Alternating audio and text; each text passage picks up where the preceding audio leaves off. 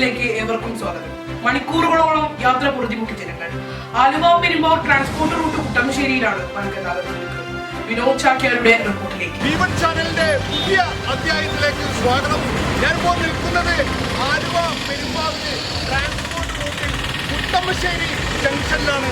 ഞാനിപ്പോൾ നിൽക്കുന്നത് വളരെ മോശകരമായൊരു അവസ്ഥയിലാണ് ഞാനിവിടെ നിൽക്കുന്നത്. ഇവിടെ കുറെ ദിവസങ്ങളായിട്ട്, കുറെ നാളുകളായിട്ട് ആലുവ പെരുമ്പാവൂര് ട്രാൻസ്പോർട്ട് റൂട്ടിന്റെ ദയനീയമായൊരു കാഴ്ചയാണ് എല്ലാവർക്കും കാണാൻ സാധിക്കുന്നത്. അതിനോട് അനുബന്ധമായിട്ടാണ് ഈ പൈപ്പ് ഇവിടെ പൊട്ടിയിരിക്കുന്നത്. പൈപ്പ് പൊട്ടിയിട്ട് ഒരു മാസത്തിൽ കൂടുതലായി. ഇതെന്താണ് ഇങ്ങനെ സംഭവിക്കണമെന്ന് ആർക്കും മനസ്സിലാവാത്ത രീതിയാണ്. അതായത് രാവിലെ എഴുന്നേറ്റ് കൂറാൻ കക്കൂസയിൽ പോവാൻ വെള്ളമില്ല, കുളിക്കുവാൻ വെള്ളമില്ല.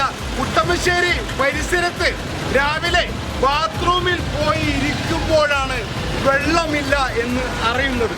ഇതിനെന്താണ് ഒരു ശാശ്വതമായൊരു പരിഹാരം? കുട്ടമശ്ശേരിയുടെ ഒരു ശാപമായി തീർന്നിരിക്കുകയാണ് ഈ റോഡിന്റെ, ആലുവ പെരുമ്പാവൂര് ട്രാൻസ്പോർട്ട് റോഡിന്റെ ദയനീയമായിട്ടുള്ളൊരു അവസ്ഥ.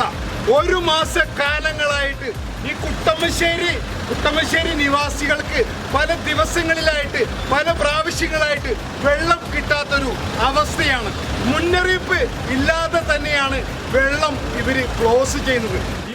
കോരന് കഞ്ഞി കുമ്പളിൽ തന്നെ എന്നൊരു അവസ്ഥയാണ്. നമ്മുടെ ഈ പൈപ്പ് പൊട്ടിയതിന്റെ പ്രവേശവാസികളായിട്ട് ഇവിടെ രണ്ട് ചേട്ടന്മാരെ നിൽപ്പുണ്ട്. ഒരു ശാശ്വത പരിഹാരം കാണുന്നത്. ബാത്റൂമിലൊക്കെ പോയോ? അല്ല, ബാത്റൂമിലൊക്കെ പോകാൻ കഴിയുന്നുണ്ടോ? കിണറാണ്. ഇതെന്താണ് ഇങ്ങനെ കിടക്കുന്നത്?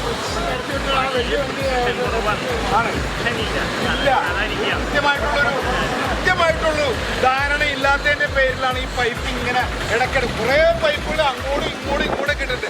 അത് പല ലൈനിലേക്ക് പോണ പൈപ്പുകളാണ്. ഇതിനൊരു ശാശ്വത പരിഹാരം കാണേണ്ടത് ആരാണ്? ഇവിടുത്തെ പരിസരവാസികളാണോ? അല്ല, വേണ്ടപ്പെട്ട അധികാരികൾ തന്നെയാണ്. ജീവൻ ചാനലിന് വേണ്ടി ക്യാമറമാൻ ഞാനൊപ്പം വിനോദ് ചാക്യാർ, ആലുവ. കൂടുതൽ വാർത്തകളും വിശേഷങ്ങളും ഞങ്ങളുടെ യൂട്യൂബ് ചാനലിലേക്ക്.